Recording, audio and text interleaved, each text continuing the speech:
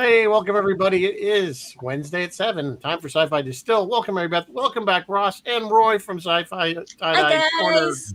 thing. I always get the names wrong, I know. Sorry. Roy's Tie-Dye Sci-Fi Corner. Roy's tie-dye Got it. sci-fi You corner. got it. You're good. I got it. Hey guys, how are you? Good to Welcome. see you. Thanks for having us So on. good. Yeah. Hey, So I we're haven't gonna do seen you for a while. it was Halloween, right? Yeah, it was like Halloween. Yes. We were all four together. Yeah, we all just saw Roy at Shatner, but we haven't seen This is Ross for true. a while. Ross Yeah. doesn't come up that often. Yeah, I Like guess once. so. I think you did a James Bond movie and I couldn't make it. Yes, that's right. Oh, yeah, you that's might be right. right. Yeah, that's right. Yes, that's Yeah. right. Didn't we did a double crossover the same day, didn't we? I think we did like your show and then you guys Possibly. came on my Yeah, show. maybe we did like a back-to-back. Yeah. I think it was the same week. I don't know if it was the same day. I don't remember. Anyway, it doesn't matter. We're here. We're all here now. Thanks We're for here having us. now. So we're kind of doing a 70s. I want to call them forgotten sci-fi. Maybe they should have been forgotten. So many good movies came out in the 70s, and I think some of the other ones got kind of pushed to the bottom that weren't necessarily that bad. Last week we did Silent Running. I know you guys did Yes. that. I'm pretty sure, right? Yes. So this one is another one that's kind of obscure, but has some bit of a following called Darkstar. This is actually John Carpenter's first cinematic debut as a director. I think it plays like a college film, but we're going to get into that later. But I think Mary Beth has news. I We'll do the don't have news. What I wanted to news, talk that was about, and I wanted to hear Ross and Roy's opinions on this. What I wanted to talk about tonight is this weekend, guys, the new Superman movie opens, and the hype and the buzz on social media are real. Now, you guys already know that Superman is one of our oldest and most popular of superheroes. He goes all the way back to 1938. He and Batman for a long time were neck and neck at the top there, and then Marvel came along and brought its heroes. But I have been reading and watching spoiler-free reviews for this new Superman movie, and I gotta say, I think I'm gonna like it. I think I'm kind of psyched to see this movie. Now, I will wait for it to come to a screen near me, and by screen near me, I mean my living room. I'm not going to go to the theater to watch it, but I do want to see this movie. That's right. What do you guys think? Are you psyched for this movie? Do you have superhero fatigue? How are you feeling about it right now? I'll let our guests go first. Do you want me to start? Oh, Go ahead. yeah, go ahead. That's Ross. right. Hey, Ross, like, Well, it has a high bar to clear. I enjoyed the one in 78 so much. And I think that there's something to seeing it with an audience. However, we're going back 40 some years and audiences have changed. So maybe I would, the first step is getting into the theater. I hate going to chain theaters. It's not pleasurable anymore. It's the same. You have to select your seat ahead of time. You get in there and they hit you with the tabloid entertainment news. You get the car commercials, and it's a half hour of that before the movie even starts. So, and then the movie's going to be an assault. They lure you in because I see cryptos in the trailer. It's, oh, crypto, I'm in. Right? And you hear a little bit of that John Everyone Williams. wants to see the dog. They don't care about Superman. Oh, yes. And they are using some of the John Williams music. They are. Yeah, They've You get your woven hopes it up in. a little bit, and you see, oh well, it looks like he's going to be doing some super stuff, and it's going to be a brighter movie than we're used to. It looks like, but it's going to be a huge disappointment. You're going to get in there, it's going to be the usual assault. But you know what? I'm speaking from my generation, and I'm not a person who's used to going to those. I don't go to see a lot of those movies anymore. Like for instance, I don't go. I don't care anything about Mission Impossible. I care nothing about Jurassic Park 7 or whatever it is. I'm not going to see those movies, even at home. So I'm over it. Roy, what are your thoughts? Yeah, on Superman du jour, I'll call it. Yeah, I mean the previews look interesting, and it looks like they've brought it up to being contemporary because they're dealing with, just from watching the previews, they're dealing with little tidbits of info without giving anything away. I mean, folks can see it. It's just that you could tell it's taking place in in the 2020s as opposed to the 1930s or 1970s. So I think that they've adjusted for inflation, I'll say. in regards to superhero films, I am burned out from superhero films. Superhero fatigue is real. You know what? It's like there's just too much of it, and it was just like saturation. However, with that said, this seems to be going into a different category just because it is Superman, and it seems like there's a lot of care that's being taken with this film. Hopefully, I mean, a lot of the other films that come out, they always say that too, but I think, I'll be willing to give it a chance and give it a try and see what happens with it. To your point about hearing John Williams, that familiar, score, a piece of music. I mean, that's enticing. Is it going to be in the film? I guess we'll have to wait to see. But so it'll be interesting. I'm not one of these people that watches. I mean, I watch television and the movies from the past like 100 times over, as we all know, with the sci-fi and the movies. But anymore, going to see a film 11 times in the theater, like whether it be Indiana Jones or Raiders. I mean, those days, Star Trek. It's just not in me anymore. So but I am willing to give this film a chance. Yeah, I agree with you guys. I've never been a huge Superman fan. I mean, it's always been just Christopher Reeves, and then it ended for me for Superman. It was always that. I never really cared for the other stuff, and I'm burned out. I did go see the last thing I saw in the theater was Deadpool Wolverine, which I don't regret. I mean, I thought that was such a great movie and I knew it would be because Reynolds was pretty much in charge, and I knew that, and it was everything I expected it to be. So, but yeah, I guess we're just old. I mean, we were in the 80s and you're in high school, you'd go to the movies every week. Didn't matter what it was. Something's playing. You're going. You know what I'm saying? I saw so many movies in the 80s, like everything. You saw everything in the theater. Because first of all, it took forever to make its way to television. So if you didn't see it, you had VHS, but it was like, but now with, 80-inch home TVs, 4K, surround sound, why am I going to go to the Sticky Six and sit there, and pay a ton for popcorn and have somebody maybe talking? And now I will say that at least the theater around me, which is a very rural area, they have improved them. They put in wider, nice, big reclining seats and little tables so you can actually put your food on something, like if you do have a snack. So it's a little bit better environment than it used to be. But yeah, it's between the cost and everything, it's like it'll be out and on HBO or something in a month. So why bother going to see it? But specific to the movie, a friend of mine did see it recently. I don't know, he got an early access or something just the other night, and he liked it. And he's our age, so he's kind of wouldn't be, But I think, a lot of these movies, they were trying to hit, I think, a younger generation. Let's face it, guys. We're not the demographic they're trying to hit anymore. No. Whether it be Star Trek, whether it's Star Trek, Superman, you name it, we're not the demographic they're trying to hit. No, I guess we're not. This thing is just out pre-release right now. You can see it starting officially. It's released on Friday, although I believe the cinemas near me have tickets starting tomorrow. But right now, all the pre-release review stuff, it currently has an 87% on Rotten Tomatoes, which is amazing. A really good score. I expect that to drop come Friday. A few non-spoiler things. Gorgeous spectacle to look at, but they throw so much at you. Smallville and Chris Reeve vibes. I'm okay with that. Let's see. If you do see it, stays to the credits. There's multiple post-credit scenes. Splendidly human story, beautiful, hopeful, and remind you why these stories matter.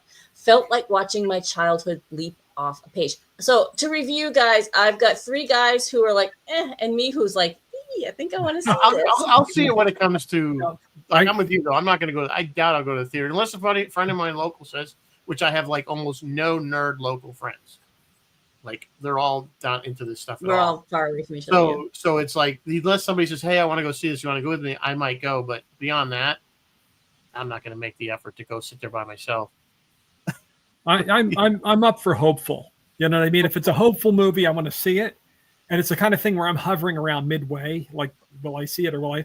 I'll probably go see it, and I'll probably be furious. So, but that's a good point. It's a good point, Ross, because all the Supermans up to this point, with the exception, taking Christopher Reeves out, they've always they haven't had that. I don't know. It didn't feel like Superman. It was always this broody. We had the broody, dark Superman. Yeah, this is 180. Superman was always supposed to be this kind of ridiculously over. he's like Captain America for the DC universe. good. Like, He's a just paragon totally of virtue. perfectly, doesn't, morally, incorruptible, that kind of thing. And it's just, you don't want to see a Superman that's struggling with emotional. Yeah, I mean, for what it's not what what it's worth, superhero. yeah, it has a really positive story. I think a really hopeful story. I think, and for what it's worth, James Gunn does not hold your hand. He throws you in the deep end, and you're expected to swim. So you should go in there knowing who Hawkgirl is. Go in there knowing who Crypto is. Go in there knowing Mr. Terrific. Like all these things from the comics. And I'm gonna be honest, I was not a comic fan. I kind of only know Superman from Chris Reeve and Henry Cavill. So I will be going in a little bit with a handicap there, but I'm still pretty jazzed about it. I remember I want Crypto, them to maybe to do the from Justice League, but do it campy like they did in the 70s. yeah. Just make it a complete camp fest. Yeah. Don't even I take remember yourself Crypto serious. from the Have comics. the two, what was it? The two teenagers and the dog.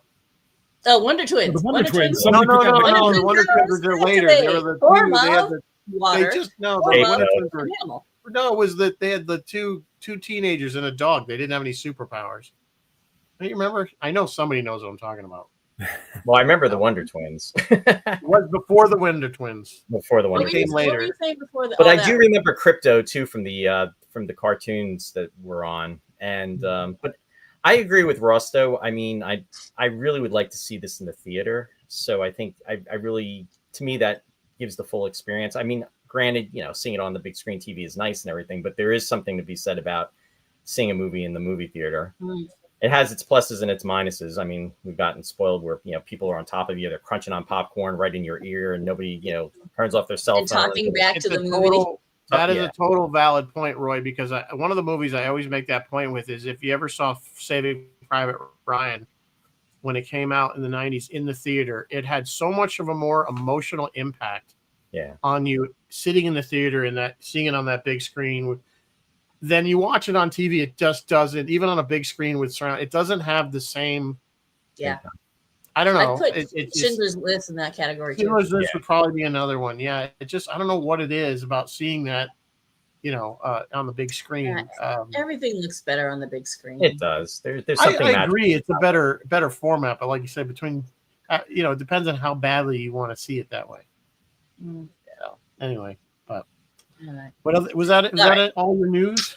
Yeah, that's all the news that's fit to print. all the Rizzo, what are we drinking tonight while we take a ride? So I came up with this one. It's called my God, Darkstar. With coffee liqueur, butterscotch schnapps, Jim Beam, and hot coffee. So a little cream in there. I might be down for that. there is another one online that's even weirder than this one. And if you want, just put Darkstar cocktail and you'll find it. But it was like so weird. I was like, no, we're not going to do that one. So Nick it could be Casey good. said It actually that doesn't look Marvin- that bad. No, So I bet it's gonna be good. I'm just having an old fashioned, so I'm kind of boring tonight. Nick Casey says it's Marvin and Wendy and Wonder Dog. Marvin and Wendy, thank you, Nick. The Wonder There you go. Twins. See, I was right. Marvin and Are they- Wendy, the Wonder Twins. Yeah, I just And said the Wonder Dog, The yes. dog. Wonder So Twins. I see. I'm not crazy. Now I have thought to- Marvin and Wendy were the Wonder Twins. Am I mixing No, it up? no. That was Like, Gina and Zahn and Jaina or something. Zahn and something yeah. else, Oh, yeah, wow. Yeah. They had alien names because they were because they were aliens. aliens. Oh, Captain Phil is in the house. Yeah, I wanted Captain to send Phil. some shout out. Hey, Chris and Bill, thanks for joining us. Jeff, Nick, Phil. Did I miss anybody? I think I got. saw most Shari was everybody out there. I see. Shari, yeah, I did see Sherry's Shari. here. The Thank Shadow you for joining is us. We here. appreciate it. So, all right, we Phil is ready? here. Are we ready to hit Darkstar? Let's do it. Sure. Let's do Visors it. down. As I said, this is John Carpenter's directorial debut, clearly done on a budget. Clearly. Yeah, Oh, what gave it away? you gave it- the thing is, it's like I'm watching it because it's available. So that you guys have never seen it. If you have Amazon Prime, it is available on Amazon Prime. Free. As You do part not of have free. to pay any You extra. do not have to pay to watch this. And I would Yes. not recommend, if you come up with a way that do not pay to see this movie. Do not. Do not pay to see this movie. Well, it used to be on TV all the time. Yeah. Like It's back so in the funny 80s, you used to be because- able to see it on TV. Yeah. So the basic idea of this movie is there's this spaceship called the Darkstar, and it is out from Earth for 20 years which I don't really get why the mission was 20 years, because they can go fast, or they can go at light speed, which again, they didn't really take into account that would still take them years to get from solar system to solar system. And for some reason, and I don't know why this is important to the US government, to blow up unstable planets. Yes. I really why? couldn't figure out what the purpose of that was. What were they saying? It was For a interfering planet with that's colonization. literally on the other side of the galaxy, what do we care if it's unstable or not? But anyway, that was the premise. So they have this whole load of nuclear, we assume they're some kind of big bombs that are AI intelligent. That was another thing I did not get. Why did the bombs need to have AI intelligence? It's like Marvin from Hitchhiker's Guide. You get this depressed. It makes bomb. it topical. They said people are going to be talking about AI in 2025. Put that in there. So it does kind of come around, right? So that's the thing. And of course, things go wrong. One of the bombs at the end, spoiler alert, decides it's going to blow itself up, but it can't release itself from the ship, and things go weird. But Things go weird. that's really the nuttiest of nutshells. So I'll leave it. So Mary Beth, what are your thoughts on this film? My thoughts are this is an actual conversation that happened while we were watching this film. I was watching with someone, and he was like, what are we watching? And I said it was a dark comedy. And so we sat there quietly and watched for a while, and then he turned to me and said, okay, when does the comedy You torture start? I don't torture my wife with these movies. It was voluntary. It's voluntary. So I just put a link in the chat, guys, to a documentary called Let There Be Light, The Odyssey of the Darkstar. It was done just a couple of years ago. And it was excellent. And you know what? Watching that documentary, because when I got done with this movie, I was like, wow, that was a student film. And it was very much a student film. But after I watched that documentary, I was like, oh, wow. Okay, you know what? They worked their asses off on that. And I totally see, I get it. And here's the thing is, and I'll be revealing little tidbits from this documentary, but one thing that I learned is that when he did this film, John Carpenter had actually kind of technically already won an Oscar. Did you guys know that? So he did a student music, film right? called, It was for music, though. No.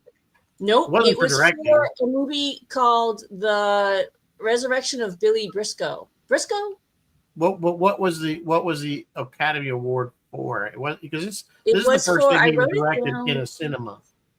I wrote it down. So anything that where the hell? Billy Bronco Billy. It was for the resurrection of Bronco Billy. So back in the day, and that day being 1960s, there was a category in the Oscars for student shorts and student films and short films. Well, this is still short films now, but student films. So the school submitted it. So the school's deal with all these film students was, we'll give you the equipment and then we own your films. And that was working out pretty good for a while because they were submitting these things to the Oscars, and they won an Oscar. They won an Oscar for, I'll tell you exactly what they won. It was like best editing or something, or best something, and John Carpenter did the editing. He did the editing, composing of the music, and he was the co-writer of the film. And this thing won like best student short or something.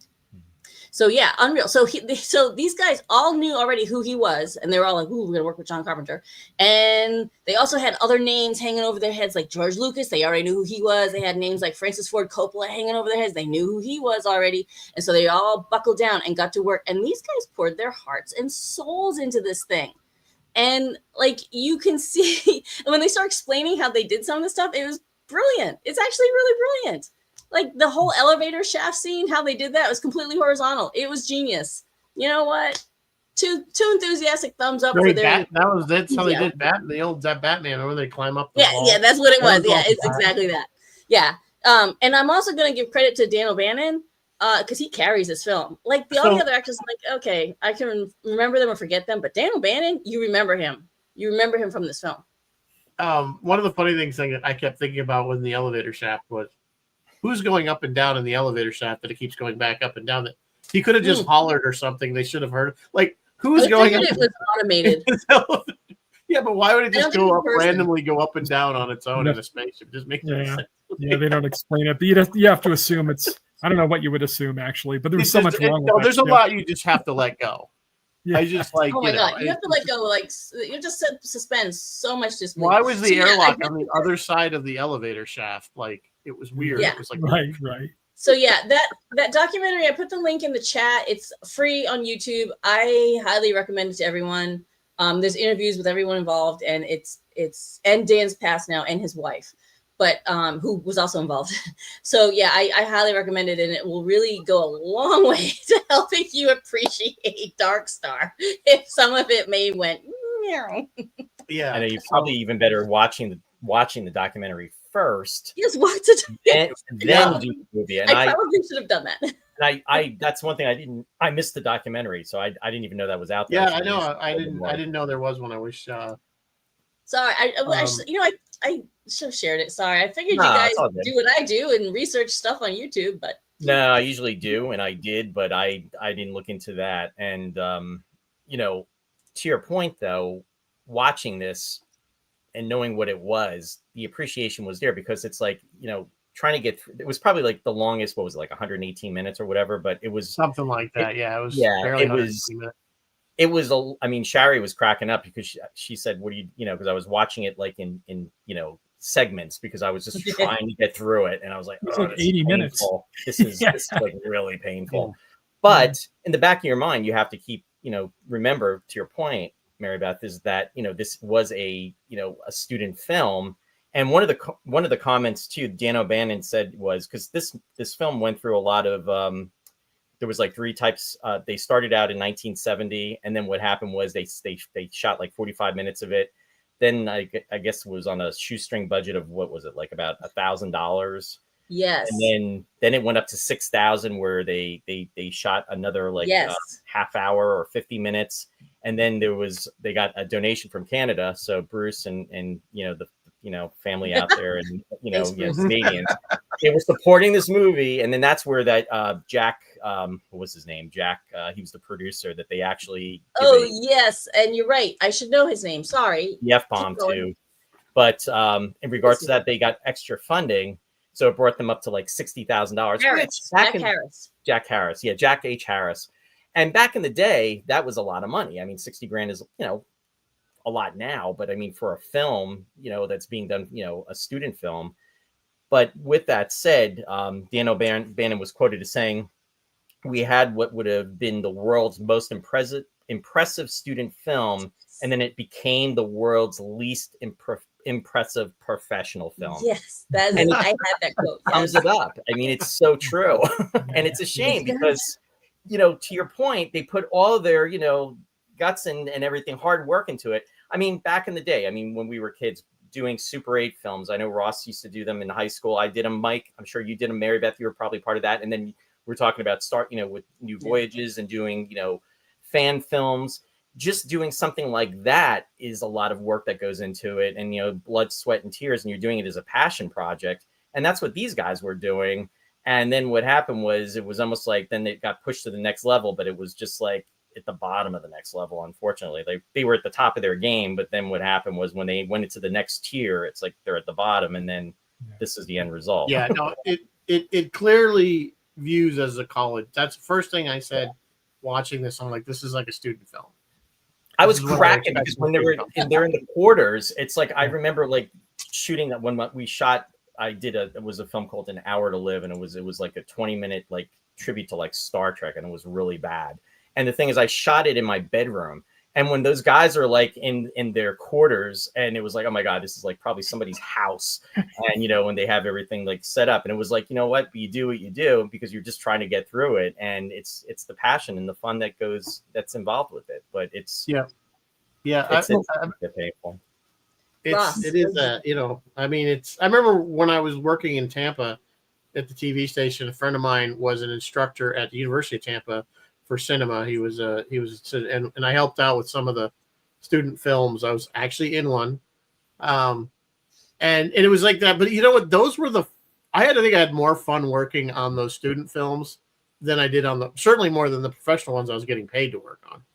You know what I'm saying? Because it was just, we had nothing, had a camera and a couple of costumes and no lights or anything. We didn't have any equipment. So it was just like, okay, shoot this. And it was just see what it comes out like. We were laughing and, so I kind of got that feeling that this is where that movie was. And when the alien comes out, that's clearly just a beach ball repainted. Yeah. I literally did a spit take because I'm like, okay, clearly this movie is not supposed to be taking itself too seriously. Right, exactly. Because even in 1970, nobody's buying that as an alien. Right. It's tongue in cheek. I don't want it. What's your thoughts? No, but I mean, it is a black comedy, but it's a comedy in the sense like the Samuel Beckett is a comedy. It's not really.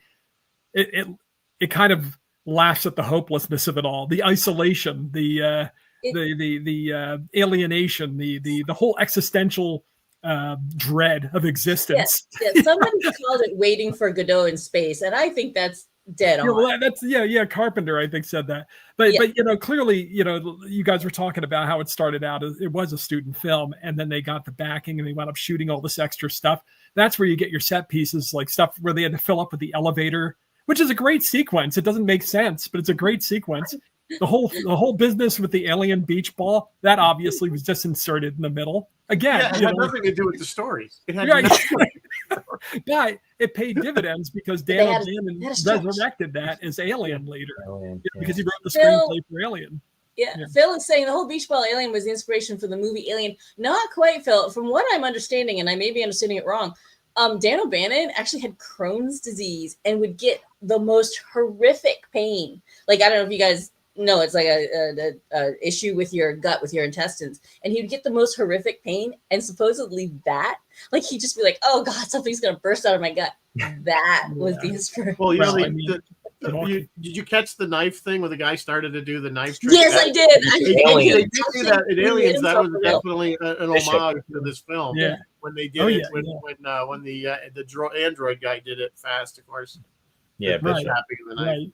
So that was definitely from this movie. At least, it was definitely kind of not that it's ever been done before, but it was definitely kind of an homage to this.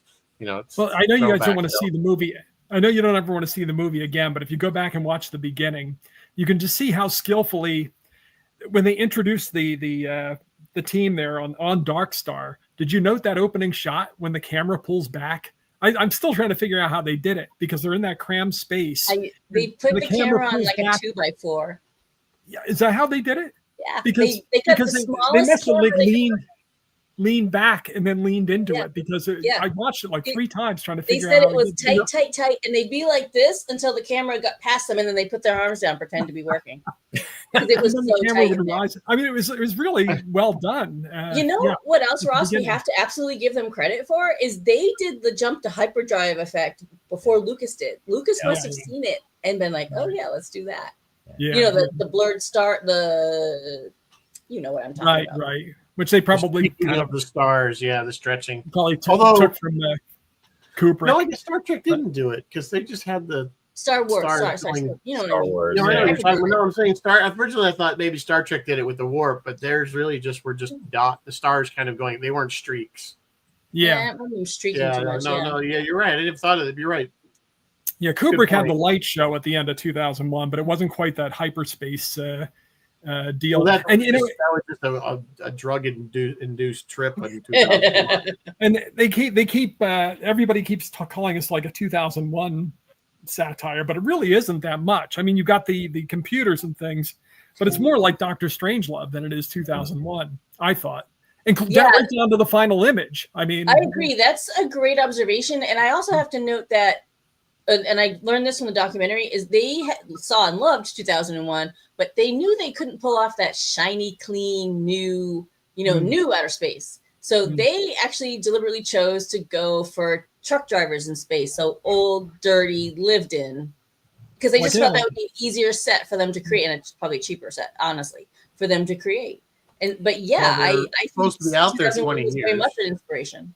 Well, they totally took the romanticism out of space travel. I mean, when you think about like Star Trek and, I'll even say Lost in Space or any of the science fiction shows, Battlestar Galactica obviously was later, but any of the shows that were done, there's always this thing about, you're going out and it's like this something that's really cool. Here, these guys are pretty much miserable and you have all the different types of personalities. So it was really trying to make it almost like you said, these truck drivers in space where they're just, trying to get the job done and they're trying to get along with each other. The one, I guess, who was it? Was it trying to think of the character it was. Was it Spoiler, Doolittle, Talby, Doolittle? Yeah, saying Pinback was one of them. Yeah, didn't like the one guy, and he's like doing his logs and whatever, his diary, his video diary, which incidentally was a what was it, an 8-track cassette? Yeah, it was an 8-track cassette. Again, which they didn't even try to put like something on it to make it look like something else. It was like clearly, a KTEL, mixtape. Yeah. I thought the characters were kind of inconsistent too, because you're kind of sympathetic to Dan O'Bannon's character at the beginning, but then by the time he gets down to the beach ball alien, he kind of has it coming because he's nasty. There are all these like weird, and the guy that plays the captain, Doolittle. You don't like him at the beginning, but then at the end when he's got to go out and talk to the he's surfing, right? Yeah, right. You kind of he's endeared to you in some way. Yeah, does he make it? Does he land on the planet? No, probably not. I read. Did you guys know? And even if he does, is the planet support him? I read that he later ran into Ray Bradbury because they stole that from a Ray Bradbury story. Yeah, Kaleidoscope. Yes. Yeah, and Bradbury dressed him down for stealing it. He had nothing even though it wasn't his fault. He didn't do the stealing, I don't think. Yeah, no, he did. Phil is saying, I'm assuming James Cameron picked up on the knife thing and inserted it. Phil, I don't know. Dan O'Bannon wrote the screenplay for Alien. Yeah. I don't know if Dan put it in or if they just told the story about it, or if they'd all seen Darkstar and knew who Dan was. I don't know. I don't know how it got in, but which is odd because we did Alien on the show. You'd think I would know that. I think that Cameron wrote Aliens, and it was an Alien, so I think that was like a nod. Yeah, it was an Alien. The second film. It was the good. It was the second one. Yeah. Nuka from Orbit. Sorry, I get Nuka from Orbit and. Yeah, the other one. It's okay. I can't keep track of these characters in this movie. Yeah, I had to write them all down. What was I can't even think of the one. What was the name of the one in Alien? The character. That was Ash. Yeah. Yes. Ian Holm. Yeah. Ian Holm. Yeah. I get the Hobbit one and the Nougat from Orbit one. Yeah. It's kind of it being a student production like this. It kind of became like an All in the Family kind of deal. It was all of his classmates who became his friends that were working on the film. So you see that Dan O'Bannon's wearing like 8 hats. John Carpenter's wearing like 3 hats. They all did everything. Yeah. But the people that he worked on this film with all went on to great things, or either worked with him and went on to other things, or just went on to other things. Careers. You know what this kind of mirrors that same kind of thing was the Evil Dead movies was kind of the same thing. It was a bunch of friends that were doing this, and they all went on to do, other things and bigger things. So it was, of course, that franchise kind of stuck around. This one did not. There were a few other known names. I believe Greg Jean. Built the Darkstar itself. Right. What wasn't Greg Jean involved in the 70s? I know, right? What did Greg Jean not? I think he built like every model for every movie single back thing. then. C3K. And then a name a lot of people don't know, but Nick Castle was involved. Michael Myers. Michael Myers. Yeah, it was Mike Myers. But he directed. But then he went on to direct. He what did he direct? Last Starfighter. Last Starfighter, you guys. Boy Who Could Fly. Yeah. Yeah. So that's just amazing. But and also I noticed in the end credits they gave credit to Tom Wallace. So I looked it up to see if it was Tommy Lee Wallace because he worked with Carpenter later, and sure enough, it's the same guy. The guy who directed Halloween 3, but he also co-wrote some other things with Carpenter, and he went on to direct things himself also. In addition to Halloween 3, he did Fright Night 2. He did the TV series It, the miniseries, the Stephen King. But he was associate art director. Yeah. But yeah, and Tom Wallace, Tommy Lee Wallace, and Nick Castle played in a group with John Carpenter. The music, yeah, and they recorded an album. I know at least one album, but they've toured together. So yeah, all these people that he knew back in the early 70s were friends for basically his whole life. And they're all in their 70s now. If they're not, Dan O'Bannon is no longer with us. But everybody else is in their 70s now. You could even pick up on the Halloween chords too, in the music. Oh, absolutely. You're talking about at the end when he goes down to the airlock? Yeah. Oh, yeah, that was totally it turned up again in Halloween. Yeah. The other weird thing I thought that kind of hit you sideways was all of a sudden they referred to the captain having died, and then he's like this frozen head that they could talk to. And I'm like, what? But they did get that from a Philip K. Dick short story, I guess. That whole thing about being frozen and being able to talk to the dead, or something like that. So that was kind actually funny. Yeah. Yeah, but it was kind of weird. I was like, okay, so if he's dead, why isn't he? But they could talk to him. He should just still be captain. He can still give orders, right? Yeah, right. I had that exact same thought. I'm like, why is they only refer to him when they needed him? I guess. Yeah. He says you only come to me when there's something wrong.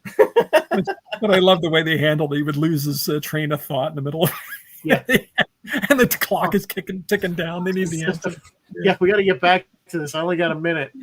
Try talking phenomenology to it. Well, that's why, I mean, I really wish they had actually done more with the bomb and had more conversations. I think there was an opportunity. I would like to have heard it from a number of where bombs. They could have had more logic arguments with the bomb. Yeah, and trying to convince the bomb not to almost that M5 computer. Trying to convince it not to destroy the things, and it just coming up with the most ridiculous reasons why it should still go off. Because that's why if you see my thing, it says bomb 20 annoyed because it kept saying, remember, it drops out. No, it's an emergency. No, all right, I'm not this time. Next time. This is the last time, guys. Yeah. Phil's also saying the bomb conversation. The ridiculousness is why would you put an AI in something you're going to blow up anyway? Because we didn't eventually realize all they had to do was sit there. It didn't do anything once they dropped it, other than explode. Then didn't have to do anything until it just sat there next to the planet until it exploded. And yet it still chose to do it. And it would do it anyway, right? That would have been almost funnier if it's trying to say, well, why do I have to end my life here just for this? I think there was some missed opportunities in there. They could have really had some funny bits in there with the bomb. Because I think the bomb was the most interesting character at some points. It was that and the alien. With the alien was funny. Which had like creature from the Black Lagoon. Yeah, it was like some kind of weird thing. Mentioned anywhere. Yeah. Little, the fins. But I was just cracking up. Like, it's a beach ball. But honestly, for a beach ball, it had personality. I mean, they made it work. It was like a tomato. Understood its motivations, right? It was Nick Castle who worked them. It reminded me of Attack of the Killer Tomatoes. Exactly. Oh me too. Yeah. I guess. Maybe we should do that movie. Oh. I think I saw that with Roy. Did we see that together, Roy? Did we go to a midnight movie to see that at the Lehigh Valley Mall? No. that was the 70s, wasn't it? Well, it was somebody. I actually saw that on Prism, and I remember the time when I saw that, and was like, they're out in the cornfield, and they're shooting their guns off at the bouncing tomatoes. Clearly, a movie that does not take itself too seriously. Yeah. Yeah. And I think they were doing a remake of that, if I'm not mistaken, weren't they? Oh, really? Or a sequel? Well, I heard they were going to do one of the Blob too, weren't they? Or did they? They did. That was in the 80s. They did that in Chris is pro tomatoes. I thought they were going to do one more. I thought it was something more recent. They were going to bring it back. Not the Thing again. Didn't they just do it No, the Blob. Didn't they just The do it best thing about the movie The Blob was the song, the theme song. Yeah. Yeah, it was fun. And the animated opening. It's funny. We were talking about doing that last. What was it, Ross? We were talking about? You were talking about doing it. Yeah, I was talking, but we did. Ross said that we did it already, and I didn't even remember it. Oh yeah. Well, this weekend is Blob Fest in Phoenixville, PA. Hey, we did Jaws twice, so you can do Blob twice. Wow, Jaws is Jaws. I mean, Jaws is Jaws. Well, if you've forgotten it, it's like a new conversation. So it's like a Jaws again because it was the 50. So we should have done The Spy Who Loved Me again in honor of Jaws, or Moonraker. Or Moonraker. Oh. I see. Yeah, the Jaws connection. We'll just do Happy Gilmore. He was in that too, but not as that's Jaws. True. Yeah, but not. Yeah. Which they are coming out with a sequel to Happy Gilmore, not to derail the. It's going to be on Netflix. Yep. Okay. Richard Keel. Oh my goodness. Yeah. So Okay. we'll see how that. Yeah, we'll see how that goes. But We digress. we digress. Our This is what we audience do on rooting this show. for tomatoes. Was it remake? Our audience, our Remake viewing with audience. cheese. Remake It's gonna, was You I'm wanna just reading some of the see- comments here. Love the Laser original. Blast. Oh, yeah. That was Laser 19 Blast. I ran that one by Ross one time, and I think you were pretty much. Oh, on really? that. Yeah. Did I reject it? You rejected Laser it. Blast. I'm not familiar with that one. You That must was have caught me in a bad mood. 76, Oh, 77. you know what? I think you asked me right now. It's like doing the Hitchcock movies back to back. There was something we did right before where it was like, I don't know. Nah. Probably, I don't know. Well, next week I haven't 100% decided, but I think we're gonna do Star Crash. Is it Mhm. the one with Stella Star. with- Marilyn You guys have Monroe. done Star Crash. Oh, Roy, you've done Star Crash. That was our first show together. Star Roy. Crash Oh, was the really? one with Star one of the first time we see David Hasselhoff. David Hasselhoff. Yeah. Yeah. It's funny you say Star Crash It was because definitely Quentin Tarantino was a little kid and he went to see this movie and he's like, this is what I thought it was going to be like Star Crash. Like I thought this is what I wanted it to be, Star Crash. And it was this. And I was so disappointed and I was actually angry. And I walked out of the theater saying the popcorn was the best thing about that movie. But then now as an adult, all the years later, I have a really deep appreciation for it. And he actually thinks it's like a counterculture masterpiece. I don't know if I can go all the way to the word masterpiece, but it is counterculture. Well, that's what he said. He said that about this movie. Tarantino called Darkstar a masterpiece. Yeah. Yeah, I don't know that I can call it a masterpiece. I don't feel like it. Talk to Tarantino.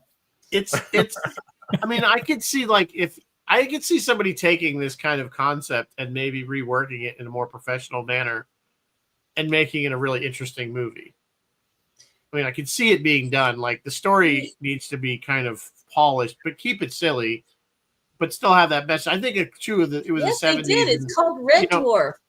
Yeah, that's true. Red Dwarf was kind of a Red Dwarf was a direct, and I last week I said that one last week inspired Red Dwarf too. But yes, Red Dwarf was a direct, and there was another one too. What's the other ennui truck drivers in space, but funny? Really?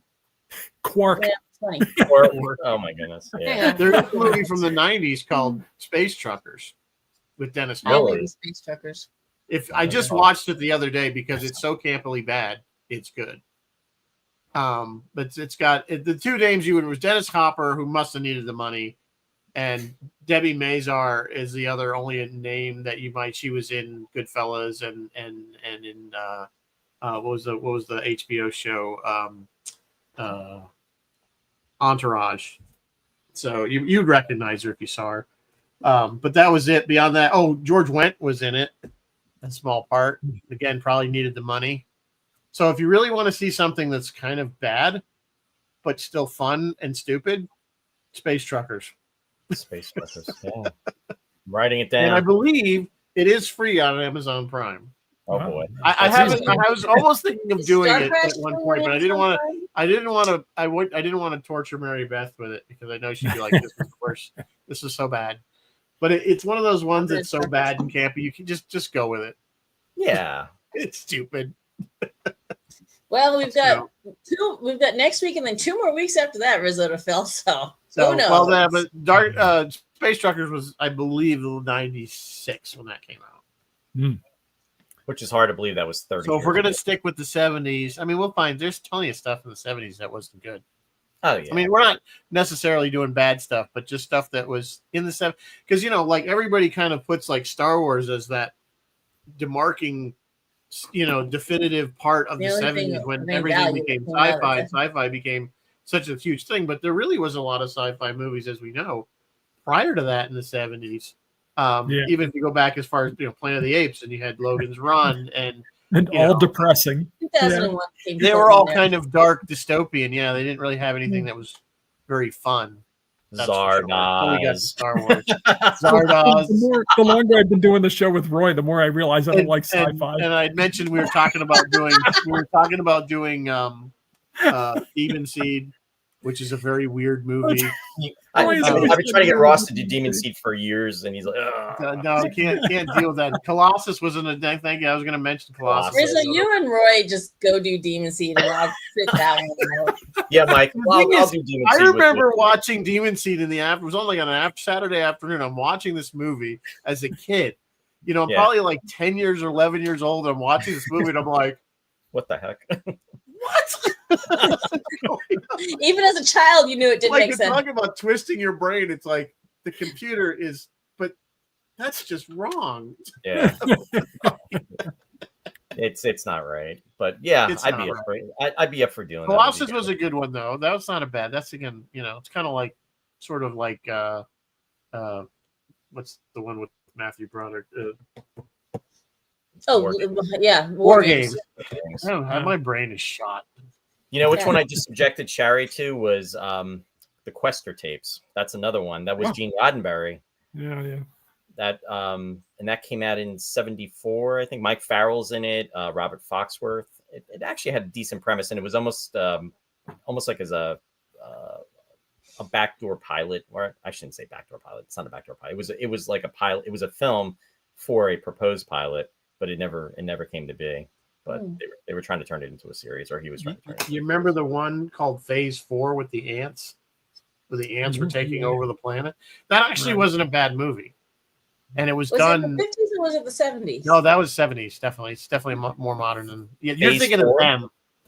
Yeah. I don't know. No, I want to say it was definitely 70s. You're thinking Mary Beth's thinking of them. I'm thinking of them. Yeah, that was the ant. This is like ants, little tiny ants. The ants don't get giant like they were. These ants are like all of a sudden became intelligent and decided they're going to take over the world. So it's also the one with Charlton Heston with the naked jungle where the ants try to, we're just fighting the ants. Yeah, in the 50s. But they used a lot of, like this, or how does that work? There's a lot of live. Well, they were like able to watch the movie. It's not bad. Phase 4. Yeah. If you. And I'm not trashing the sci-fi altogether. I'm just saying that when I came to sci-fi, I came from Star Trek and Star Wars, and the Star Trek is like kind of an optimistic vision of the future, and Star Wars has all the adventure and everything. But every single movie we do every week is just so dystopian. a lot of science fiction, unfortunately, is dystopian. Yeah. Because you could do stuff like a lot of people remade a lot of the old, like the books like.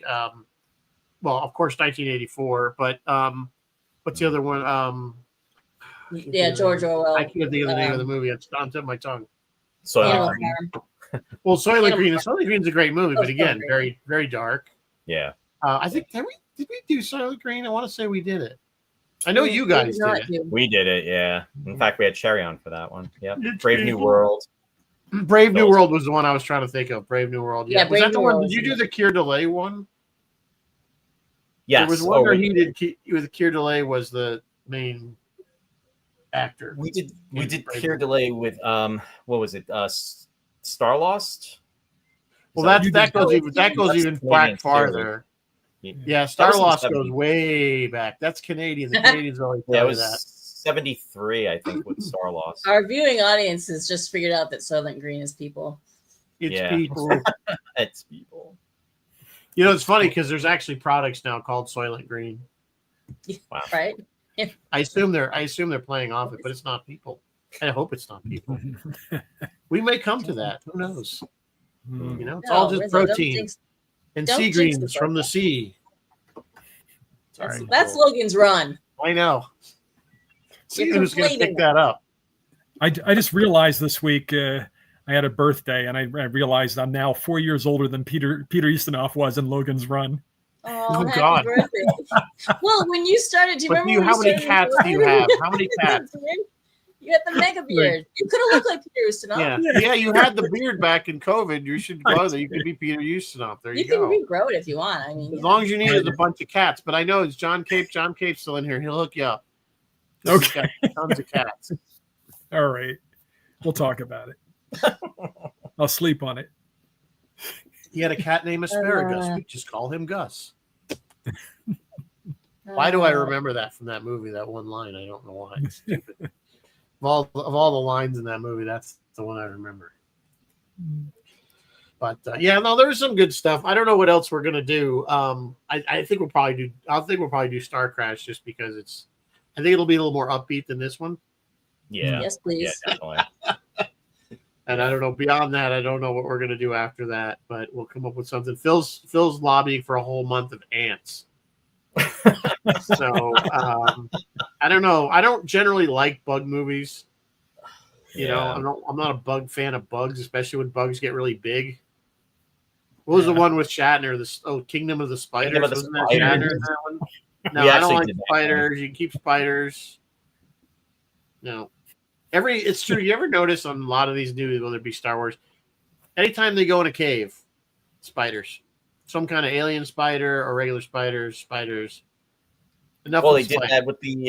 that with the Lost in Space movie, the one from the 90s. Gilligan's Giant Island. spider. Hey man, I guess- Shelov's babies have gone forth into the universe. Oh, What can I say? Chris LaRoche is lobbying for Battle Beyond the Stars. John Boy in Oh, Space. Battle Beyond the Stars. I remember watching that as a kid and liking it because I was. Did a we kid. do that, Roy? We didn't We do that, did did we? not. I wasn't a big fan of Battle Beyond the Stars. Wasn't Richard Thomas in that? Yep. Yeah, and James Cameron was involved with it. Was he I think really? I think he did the effects. Okay. Yeah. And then there was the Yeah, those James- effects were reused and reused and reused in so many movies. Hmm.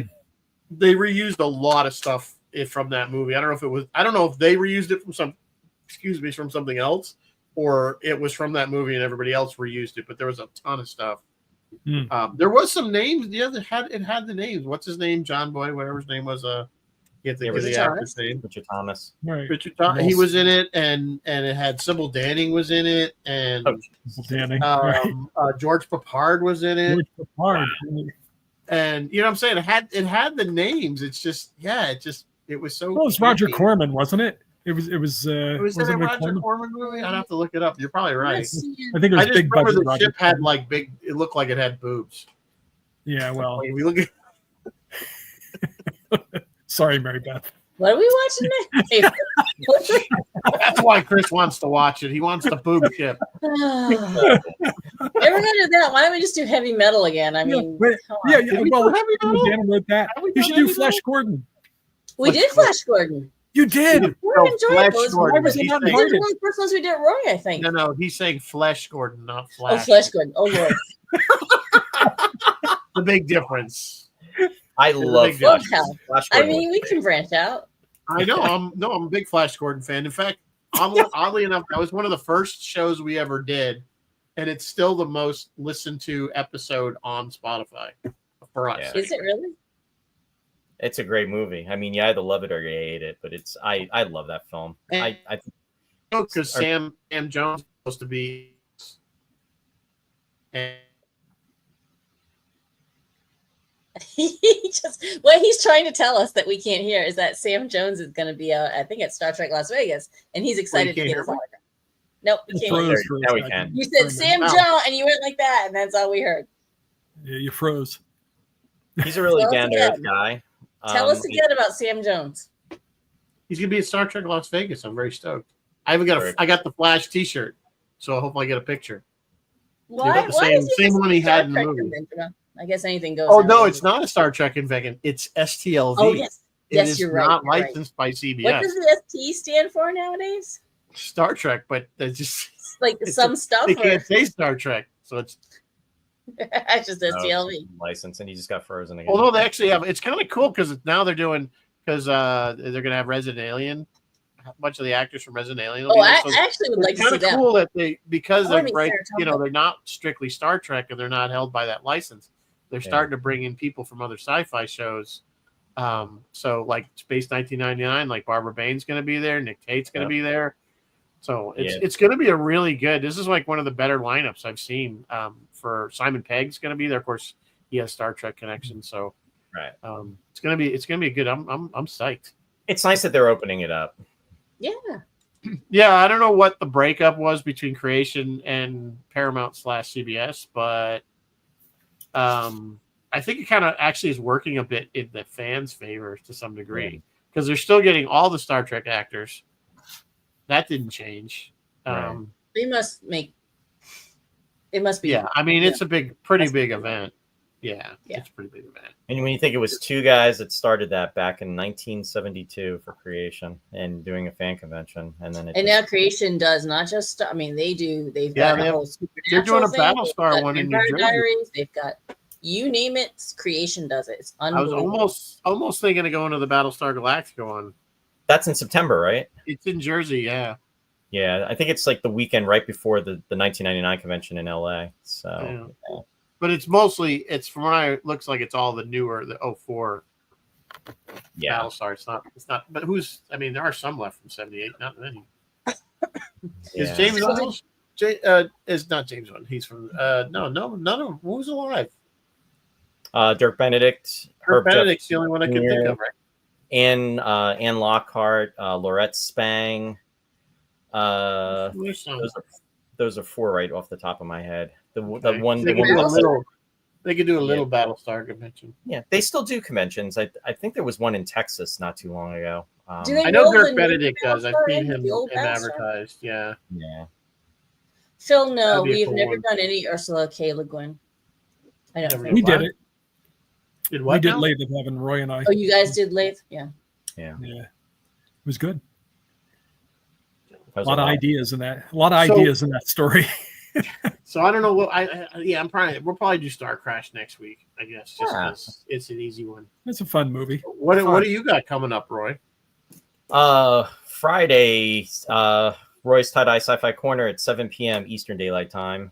We are doing the classic 1963 Alfred Hitchcock film, The Birds. Oh, that one was scary when I was a kid. Yeah. Now I And just Sharon's kinda gonna be laugh on at with it. Sherry's going to be on with us too. Ugh. Oh, good. What's We did Psycho. I gotta It read was, the it was book. really good. Oh, perfect. There you go. Oh, there you go. There you go. It's only about 40 pages, the story. I never read it, but I've had the Yeah, that's really classic Hitchcock stuff. Yeah. And then we're also I would- doing a show on Sunday too, and I'm gonna be having Steve Warnock and Robert Wood on, and they are working on a project that was actually it's an audio drama that was just released, which is called Helios, and I'll be posting about that. But there's some folks from Star Trek that are involved in that: Dominic Keating, Connor Trenair, Anthony Montgomery, and then also Nick Tate is someone else that is involved in that project. So that'll be at 7 p.m. on Sunday. So it's going to Nice. be 2 good shows coming up. Yeah. Phil said he just found his Alfred Hitchcock The Birds Barbie doll where the birds are attacking Barbie's hair. Wow. Did you make that yourself, Phil? Or I what think happened? that's a homemade job there, Phil. Speaking Don't quit playing of with the dolls. Phil, You're supposed to sell the dolls, not play with the dolls. speaking of Phil, he has his regular show tomorrow at 4:00. Phil, you didn't say if you're going to do Bill McNulty's Politics tomorrow. Maybe you're not. He has his regular show tomorrow at 4:00. He is on the Friday night Freeform, Friday night at 9, and then on Saturday he will be vending at the Catskill Trunk Sale. So go check out Phil either on WUSB Stony Brook or at the Catskill Trunk Sale. He says I'm on with Bill too, so there you go. Oh, he's on with Bill too. Check out those politics. Yeah. Talk Well, Superman it's a real politics, Barbie doll Phil, that they because it's stole. apparently firing up a storm with the MAGA crowd. So Apparently, he said it's a real doll, and they had one for a King Kong version. no, it's a real doll. Wait, I suddenly need to see Now she and maybe wants have it. this Look And it out. can be yours for only for a $5.99. low price. That's $599. Phil's price. That's Phil's friends and family price. the Phil friends and family price. All right. Google Well, it. it is 8 Google it. o'clock. I don't know what else to say about Darkstar. I I think know. we beat it. I mean, if I really wouldn't. If you want to watch it for free and you got like an hour and 20 minutes to kill, and I mean really just kill, like you have really nothing else to do. But here's the thing, guys. If you have an hour and 20 minutes to kill, watch the documentary because that will completely. You'll be like, "Oh wow, this is a great movie," and then watch the movie and be like, "Oh wow, this is." Especially if you have I not think seen The it. guy had a that would be muffin the- tin on the front of his spacesuit. Come on. Clearly, you'll appreciate it more if you watch the documentary first. Yeah, no question about it. So next week we'll do. Well, I think we'll definitely do. We'll do Star Crash, just to keep that the camp going. And that yeah. Let me know when you're going to do Demon Seed, Mike and Mary Beth. Well, I would have done it this month because it would You're have in. fit. So if you want to come back at the end of the month, Roy, you're welcome to. Ross, course, you're always welcome. But if you just Thank can't handle the material, So me and Ross will protest. I understand. You It's two do a it by weird yourselves. movie. It is a weird movie. It was a weird. I can't believe they even got away with it past the censors. And I know there was a lot of stuff that the censors did not allow them to do, and they wanted to change it, and the director wouldn't change it. And there's all we could talk about it, but it's weird. Yeah. That's all I'm gonna say. So, thanks guys for joining us. It's always Thanks a for lot having of us. fun. Yeah, we should do this more often. Mary Definitely. Beth, of course, always thanks for coming. On this note, as I always say, live long and prosper, and may the force be with you always. Good night, folks.